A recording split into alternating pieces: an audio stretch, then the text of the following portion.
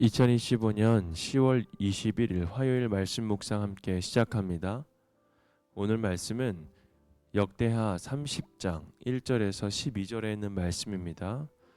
저는 세 번역으로 함께 말씀을 묵상하고 있습니다. 함께 말씀을 묵상합니다. 히스기야는 온 이스라엘과 유다에 전가를 보내고 에브라임과 므낫세는 각각 특별히 편지를 보내서 예루살렘에 있는 주님의 성전에서 이스라엘의 하나님이신 주님을 기리며 유월절을 지키도록 오라고 초청하였다. 왕이 대신들과 예루살렘의 온 회중과 더불어 의논하여 둘째 달에 유월절을 지키기로 한 것이다. 이처럼 유월절을 한 달이나 늦추어 지키기로 한 것은 성결 예식을 치른 제사장도 부족한 데다가 백성도 예루살렘에 많이 보이지 못하였으므로 본래 정해진 첫째 달에 지킬 수 없었기 때문이다.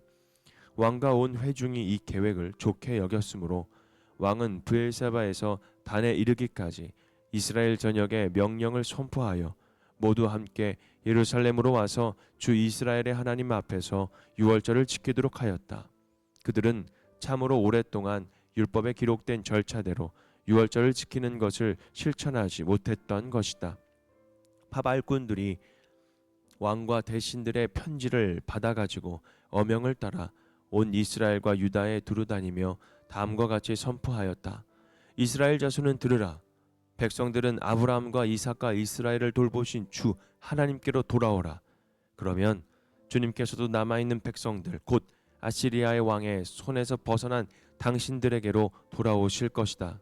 당신들은 조상이나 동포를 닮지 말아라. 그들이 주 조상의 하나님께 범죄하였으므로 주님께서 그들을 멸망하도록 버려두신 것을 당신들은 직접 보았다. 당신들은 목이 곧은 조상과 같이 고집을 부리지 말고 주님께로 돌아오라. 당신들은 하나님께서 영원히 거룩하게 하신 성전으로 들어가서 주 당신들의 하나님을 섬겨라. 그래야만 주님께서 당신들에게서 진노를 거두실 것이다.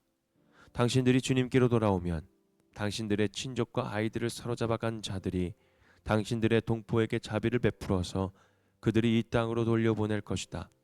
주 당신들의 하나님은 은혜로우시고 자비로우신 분이시므로 당신들이 그에게로 돌아오기만 하면 당신들을 외면하지 않으실 것이다. 바발꾼들이 에브라임과 므낫세 지방의 각 성읍으로 두루 다니며 멀리 스불론에까지 가서 이렇게 알렸으나 사람들은 파발군들을 비웃고 놀려대기까지 하였다. 다만 아셀과 므낫세와 스불론 사람들 가운데서 몇몇 사람들이 겸손하게 말을 듣고 예루살렘으로 왔다. 하나님이 또한 유다에서도 역사하셔서 왕과 대신들이 주님의 말씀대로 전한 그 명령을 유다 사람들이 한 마음으로 따르도록 감동시켰다. 아멘.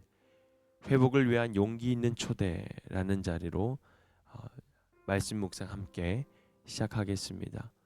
오늘 본문은 남유다의 히스기야 왕이 유월절을 회복하는 장면입니다. 그런데 이 유월절은 단순히 한 나라의 종교 행사가 아니었습니다. 그것은 하나님의 백성이 다시 하나님 앞으로 모이는 회복의 사건이었습니다.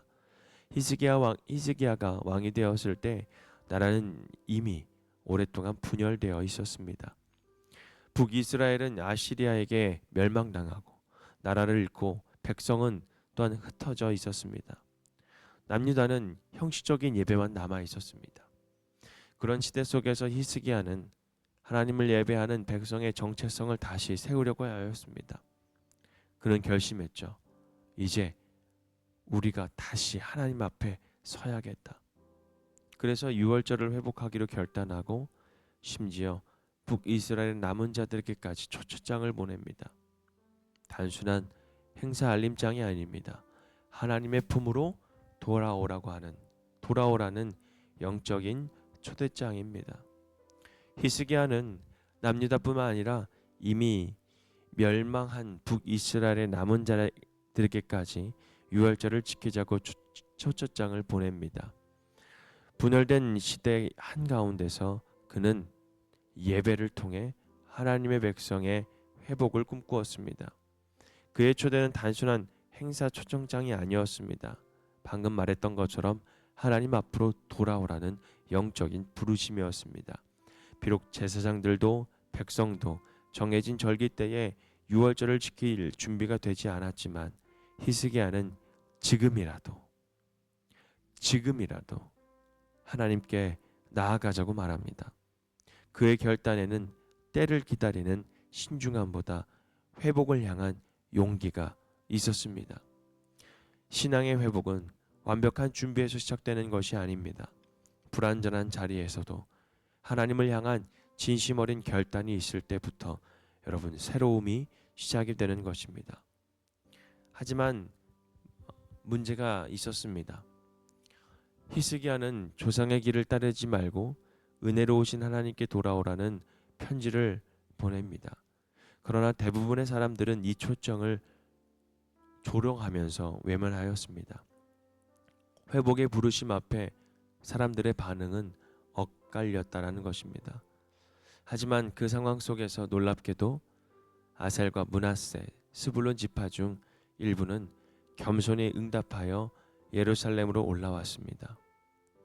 하나님의 일에는 언제나 조롱하는 자가 있습니다. 그러나 반대로 응답하는 자 또한 함께 존재합니다. 하나님은 모두의 동의가 아닙니다. 한 사람의 진심을 통해서 하나님의 선한 역사를 또한 회복의 역사를 이루어 나가시는 분이십니다. 우리의 사명은 반응을 평가하는 것이 아닙니다. 하나님의 초청을 전하는 것입니다. 히스기야의 초대에 응답한 이들은 많지 않았습니다. 그러나 남유다 백성들은 왕의 말에 감동되어 한 마음으로 따라갔습니다. 하나님께서 그들의 마음을 움직이신 것입니다. 결국 회복의 역사는 사람의 설득으로부터 시작이 되는 것이 아니라 하나님의 감동으로부터 완성되어 나가는 것입니다. 사람의 마음을 바꾸는 힘은 우리의 열정이 아닙니다. 하나님의 손에 있음을 우리는 분명히 알아야 합니다. 우리는 초청하는 자로서 순종하고 하나님은 감동케 하시는 분으로 우리를 역사해 나가십니다. 여러분, 우리의 삶을 한번 적용해 나갑시다. 분열을 넘어서 손을 내밀어 보는 것입니다. 마치 하나님께서 우리의 분열된 우리들의 모습을 그대로 내버려 두는 것이 아니라 하나님께서 우리에게 손을 내밀었던 것처럼 오늘 우리도 외롭고 소외된 이들에게 따뜻한 회복의 초청장이 되기를 바랍니다. 결과보다 방향을 붙잡는 그런 시간들이 되었으면 좋겠습니다. 히스기야의 초청에 많은 이들이 조롱했지만 그는 멈추지 않았습니다. 우리 사역도 결과보다 하나님의 뜻이 옳은가 옳지 않은가에 초점을 맞춰야 합니다. 때로는 환영받지 못할 수도 있지만 방향이 옳다면 흔들림 없이 나아갈 수 있는 용기가 필요할 줄 믿습니다. 오늘 사람의 반응보다 주님의 뜻을 바라보게 하여 주옵소서.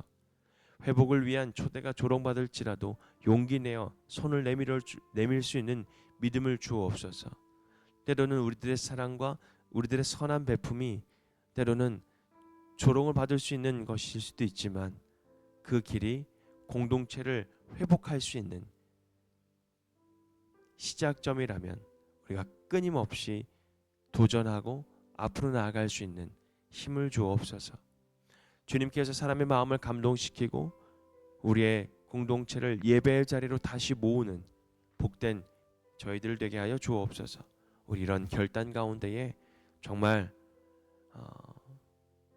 회복을 위한 용기가 있는 초대로서 또 축복의 통로로서 살아가는 저희 모두가 되기를 원합니다. 이것으로 말씀 묵상 마치겠습니다.